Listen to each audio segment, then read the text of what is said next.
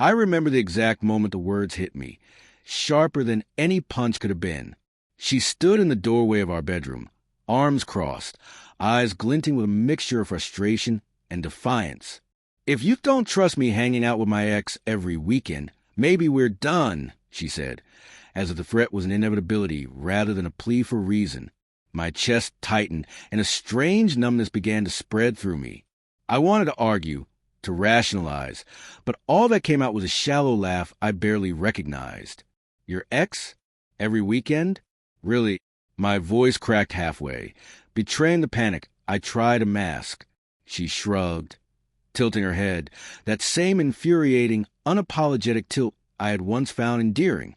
"We're just friends," she said, her tone so casual it made my stomach twist. The first week, I told myself I was overreacting. Trust was supposed to be the foundation of a marriage, and I had built ours painstakingly over 10 years.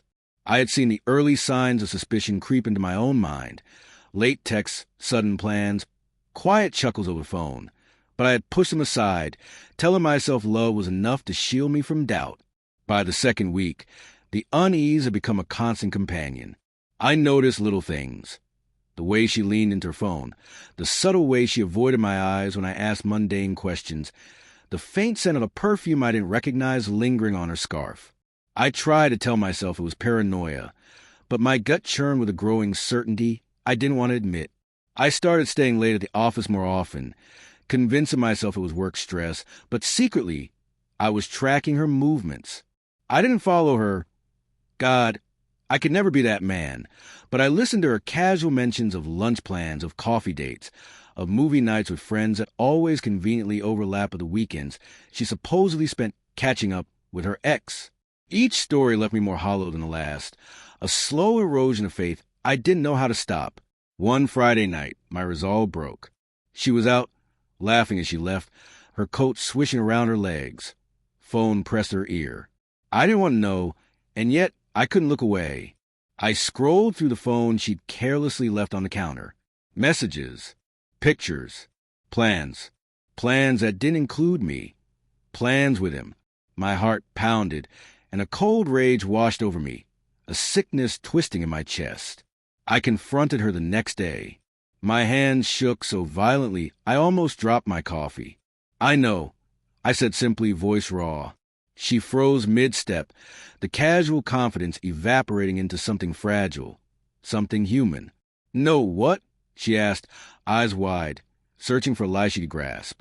I laid it all out, the messages, the photos, the whispered dates she thought I wouldn't notice. And then I waited, dreading her reaction but craving it at the same time. She looked away, shame flickering across her face like a storm cloud. Then finally she spoke. I didn't mean for it to go this far. I didn't." Her voice broke, and for a second, I almost felt sorry for her. Almost. But the damage had been done. Trust, once shattered, doesn't mend overnight. I watched as she tried to explain, tried to justify, tried to make me see that her feelings were complicated. But every word was a dagger. Every excuse another fracture in the home we had built together. I realized then that love alone couldn't save us, couldn't heal the betrayal, couldn't erase the nights I lay awake, imagining them together while she slept beside me. I told her we needed space.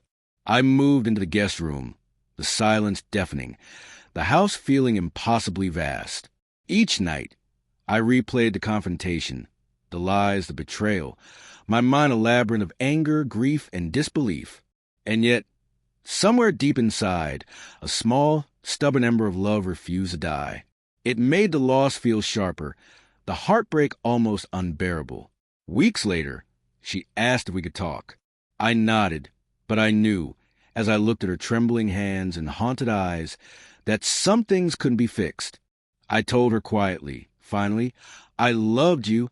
I still do. But love doesn't mean blind trust. It doesn't mean ignoring what hurts us. We're done." And just like that, the life we had built together, 10 years of shared laughter, quiet mornings, whispered dreams, collapsed into silence. She left, and the door clicked behind her, leaving me alone with the echoes of what I had once believed was unbreakable.